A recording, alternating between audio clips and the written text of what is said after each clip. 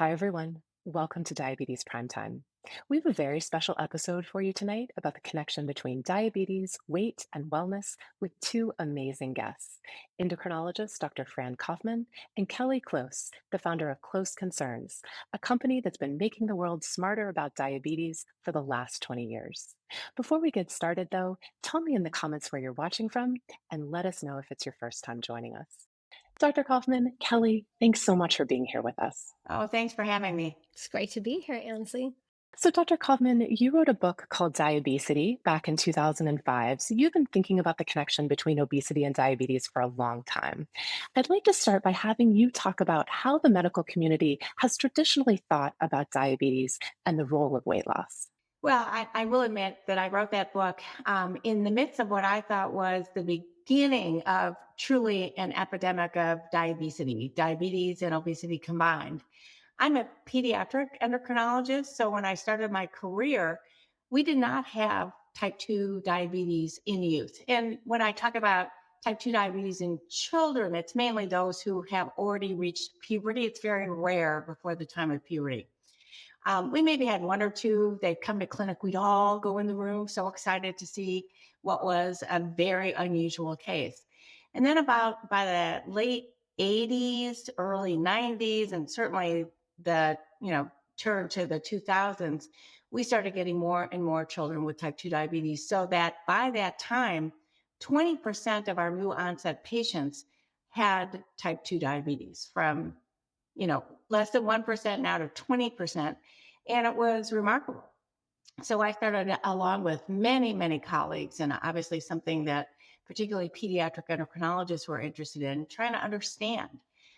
In 2003, I was the ADA president, and my speech at the end was called The Changing Shape of Childhood, and really looking at from a kind of biologic perspective, why are children obese now? Why are we seeing an uptick of type 2 diabetes in youth than many, many more young adults? And when I started my career again, this was a disease of aging.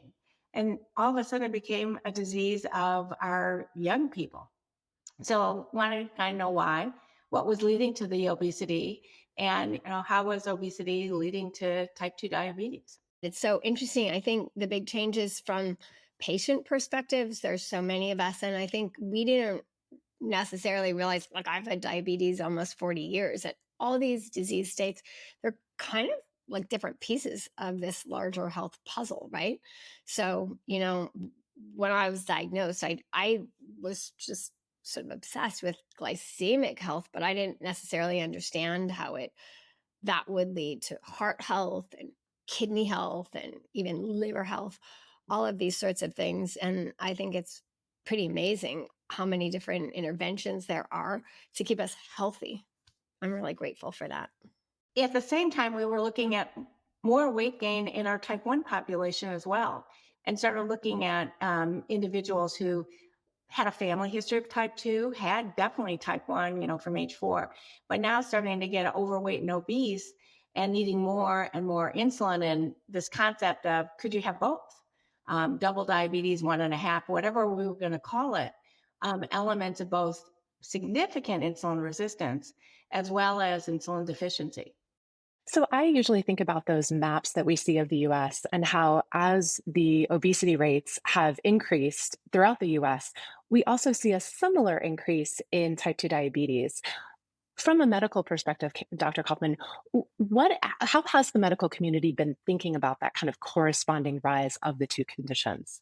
Oh, they're really linked. We could argue at every meeting whether the most important thing for somebody with type 2 diabetes is to address weight, or whether the most important thing is to address glycemia. These are, and maybe it's not one or the other. It's actually, I would say, both. But with the advent now of these new drugs that are so phenomenal, I think we can see really more and more the connection of weight and the importance of getting to a healthy weight for type 2, certainly, those with type 1, all the rest of us as well, and particularly those with prediabetes.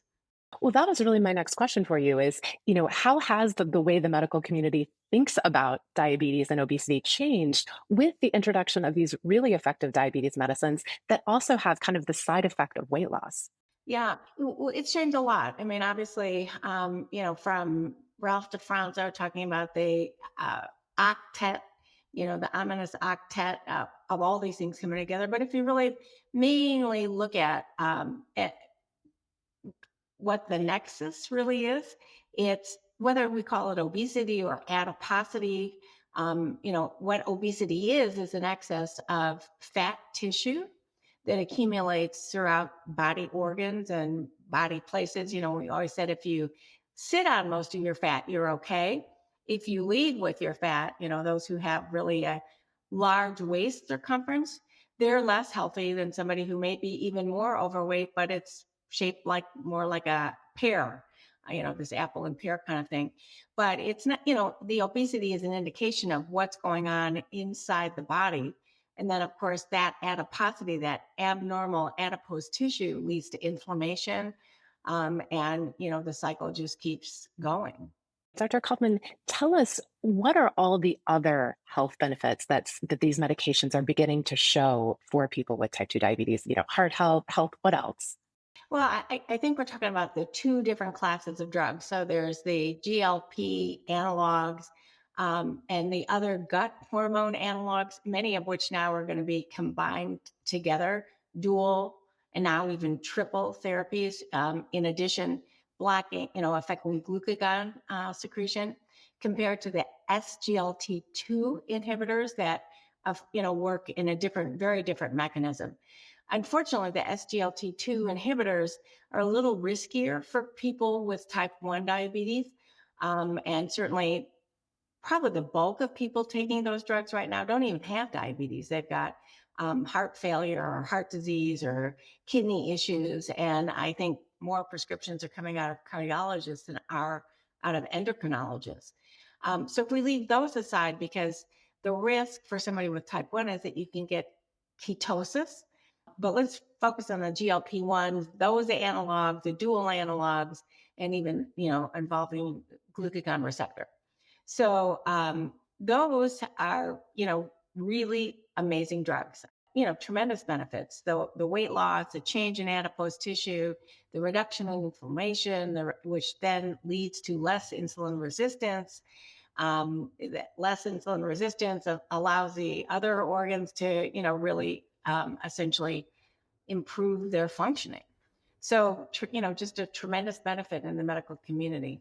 And then there's with just obesity, significant obesity, the type 3 obesity that we talk about, greater than a BMI of 40, um, uh, they really benefit as well.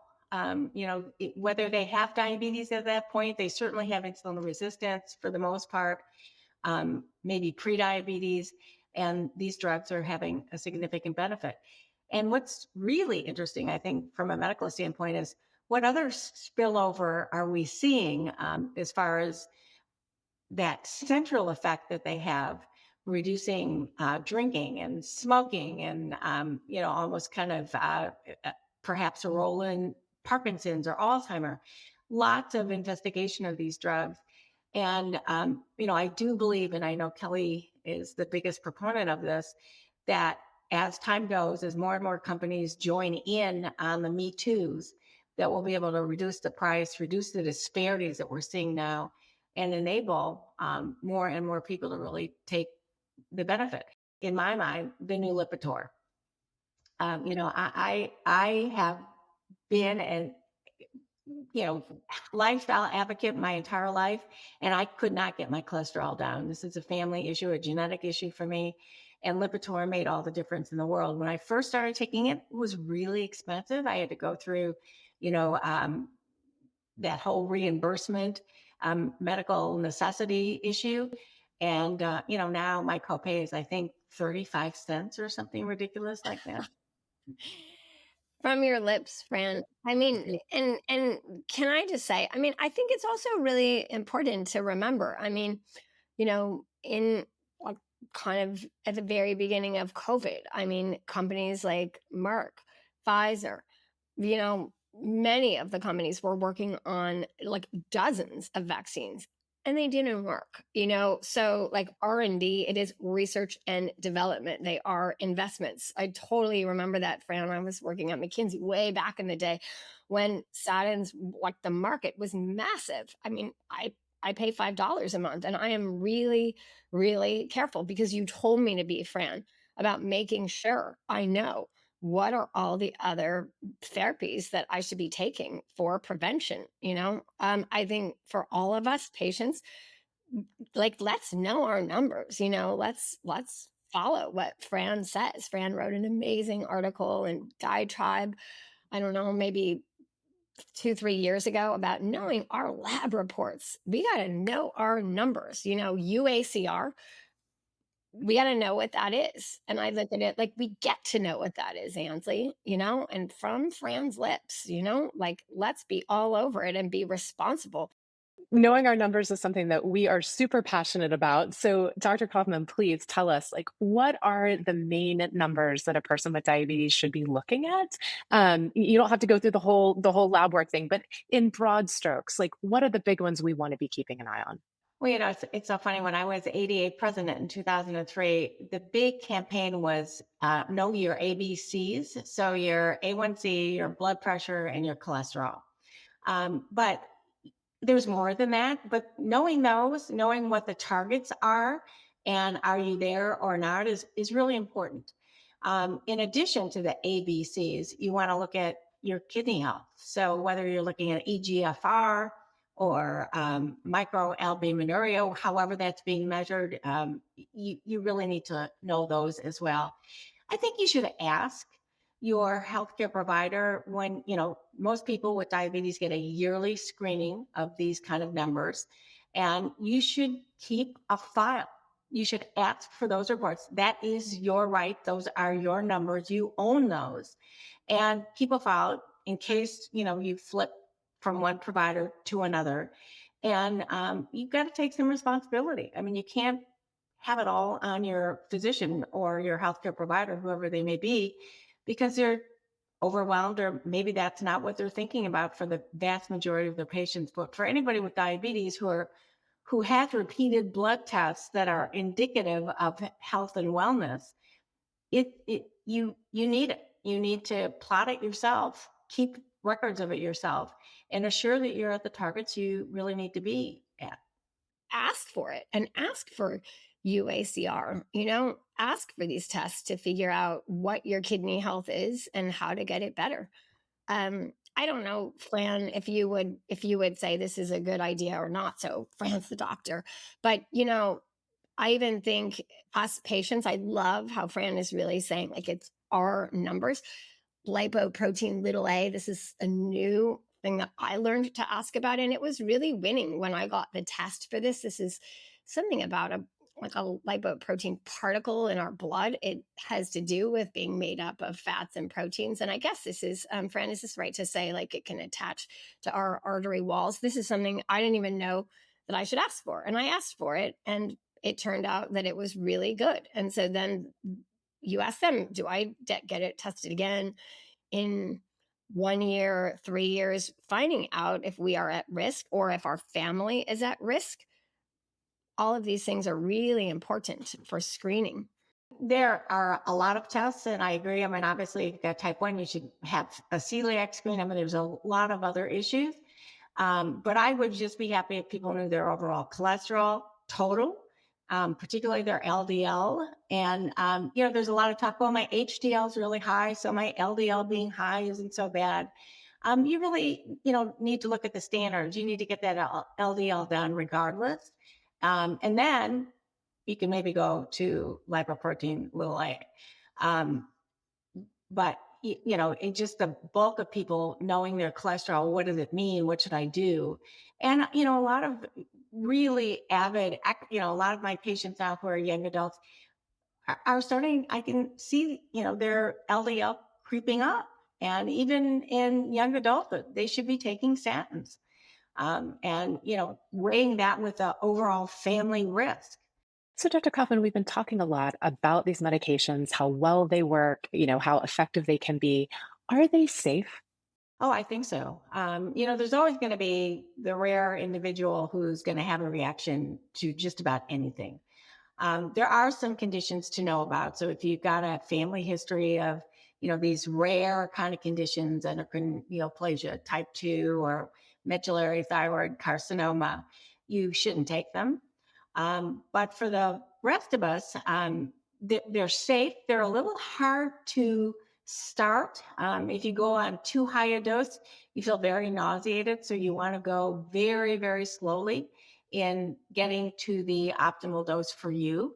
I think healthcare providers have a lot more experience on how to do that at this point. And then once you're on, I mean, people talk about transformation. I wake up in the morning, I don't think about food. I don't think about food all day long. It's been liberating for a lot of people. And of course, it's like anything else, there's a bell distribution. Some people lose 20% body weight. Others, even it's 5 to 7%. So, and we're trying to figure out, who are those super responders, who are those poorer responders. And of course, anything that's then like a drug like this that's matched with lifestyle intervention, so being sure that you're optimizing your nutrition, optimizing your physical activity, and then also looking at using a CGM with, one of these GLPs really is helpful in addition. And looking at, oh boy, pizza from that place really makes a difference. Pizza from this, not so bad. So that you can really adapt your lifestyle and figure out what's the healthiest route for you. So, Dr. Kaufman, you talked about some of the lifestyle changes that can help the medication be most effective. We're hearing some about muscle loss on some of these medications. Is that something to be concerned about? And what can we do to kind of mitigate that as a potential problem? Well, when somebody loses weight, they lose muscle mass. I mean, for the most part, you're going to reduce your body weight, and your composition is, across fat and muscle. And you could even lose, some bone issues as well. So you want to optimize your nutrition. And, certainly if somebody's on a GLP, they don't want to have fast food every night and drink sugared sodas because their glucose might be better. Now's the opportunity to look at, boy, I'm going to the expense of, if it's not my personal expense, it's certainly to the healthcare system expense. Um, and I should optimize my lifestyle, my contribution to how I'm going to deal with taking this medication. So, yeah, speaking with a nutritionist, speaking with a coach, there's now a number of digital therapeutics that are out there that link the CGM maybe and the GLP and the coach, or just the coach and the GLP. Even Weight Watchers is, kind of in the game with working around how to help somebody optimize their experience on a GLP. So it should be, and of course, as a healthcare provider, the onus is on us as well to help somebody who's going to go onto one of these medications optimize and show them some of the possibilities of what they might be eligible for. So, for women specifically, we know that menopause can be a time when many women gain weight. Can these medications help with that? Well, they work, pretty much across the board, and again, in a bell distribution, and any individual, we don't know, but one could presume at a different point in your life, at a different level of adiposity, you would have a different potential reaction, particularly with how much body percentage weight you might lose. So, certainly women in menopause, and, it's again, a very varied experience depending, on who you are, and your underlying health, your underlying genetics, your psychological health when menopause happens. These are, very important things to look at. And it certainly could be. I don't know of studies specifically just in menopause, but there's no reason to think, and certainly many women involved in these studies, I mean, these studies are so vast, have been in menopause. And I don't know of it being teased out, but there's no reason to think that it would not have a positive effect for women at that point as well. So, follow up question about pregnancy. Are these medications safe for women who are pregnant, and can they be helpful if so? I don't think they're indicated in pregnancy at this point. We just don't know enough. A woman who is planning pregnancy, and the operative word is planning. All pregnancies should be planned, which means that you're at your optimal health, your optimal blood pressure control. You're not on medications such as the statins that you're not supposed to be on when you're pregnant. You're not drinking, you're not smoking, I mean, all the things, but that in addition, you are at a healthy weight. And if you're not and you get pregnant and you're already overweight or obese, then you really need to work with a very um, informed healthcare team that will have you not gain as much weight. And even in some instances, not gain much weight at all, or even lose a little bit of weight. But that needs to be really with an expert team. But these medications before pregnancy in that planning stage, and I always tell my patients, planning is at least a year. Give me a year, and to get glycemia. We know the importance of A1C at that point. Certainly, importance of blood pressure. All the factors magnify them, and they need to be as near to normal as possible when you decide to get pregnant. Kelly, the one thing we haven't talked about is kind of the elephant in the room, which is that these medications are expensive. So, look into your crystal ball. You know the diabetes industry so well. Do you see that changing over time? And do you have any tips or suggestions for folks who either are trying to get coverage of these medicines or trying to keep their coverage? Yeah, absolutely. Prices need to come down. We think they will. The drugs, I wouldn't say GLP-1 is brand new, but it's not been decades and decades. I think that the current pricing will change as more of them come out. I don't know if the real elephant in the room is price. I think as the markets mature and the patient bases keep growing, I wonder if kind of real issues to consider are more like structural impediments to health in our country.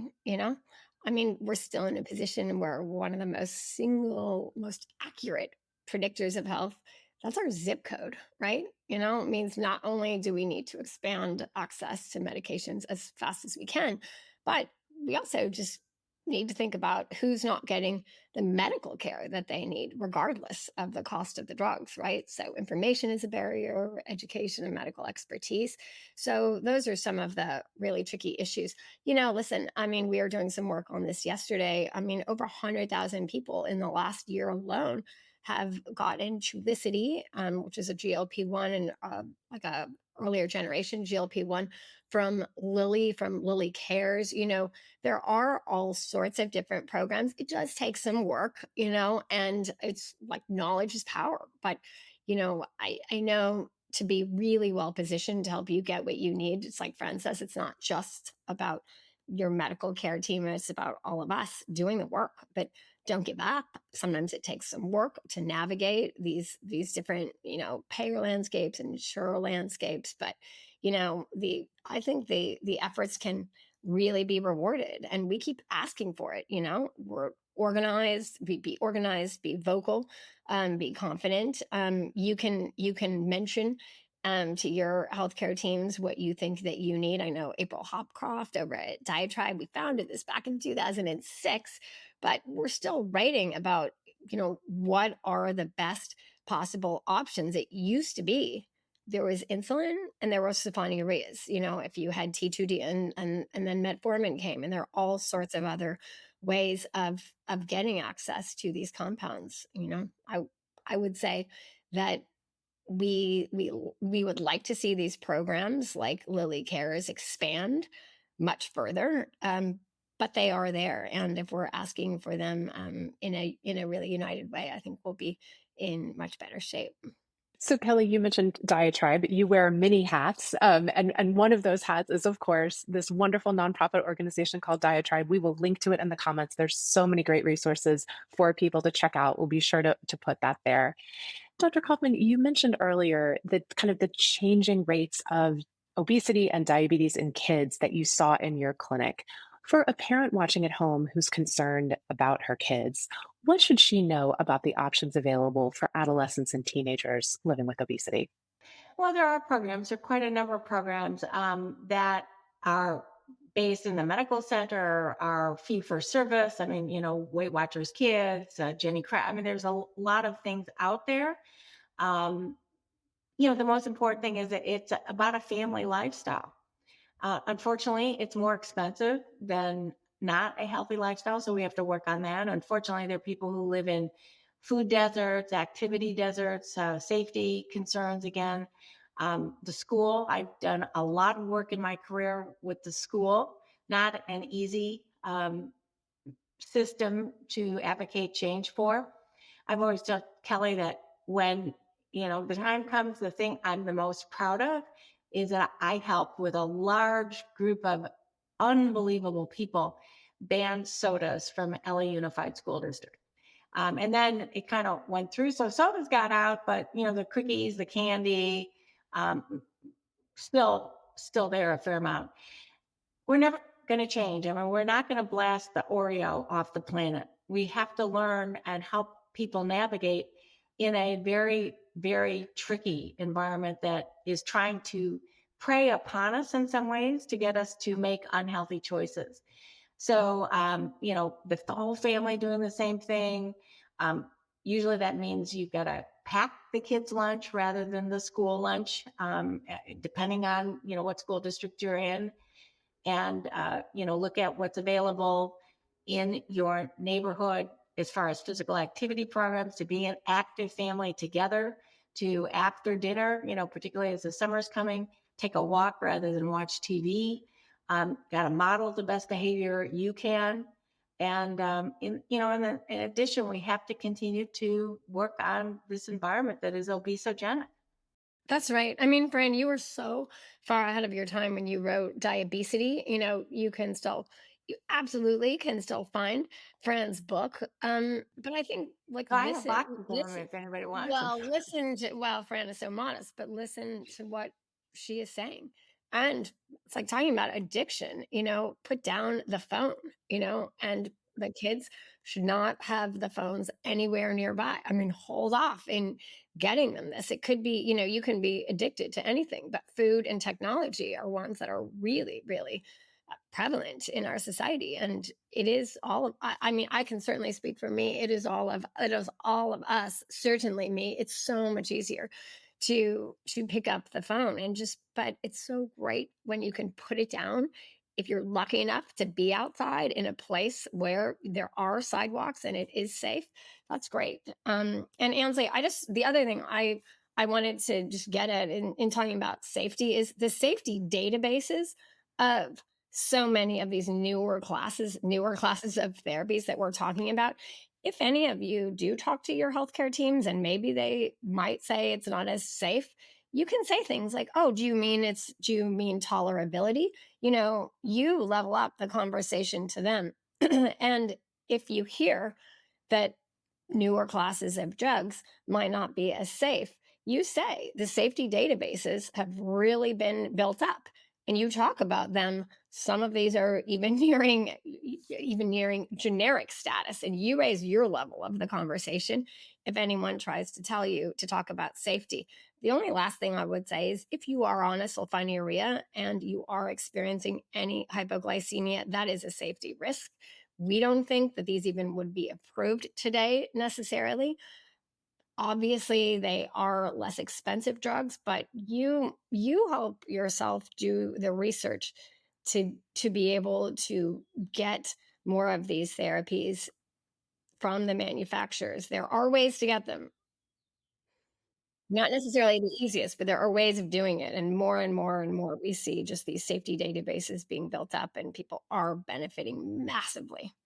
Yeah, I do want to say, Ansley, that there's so much information out there. It's a quagmire, so you have to be a little careful and look at the sources that you're actually reading and advocating for, because there's so much noise and so much lack of filter that it can get a little bit difficult. So if you're going to go, onto a search, be sure what you're searching. Last question from me.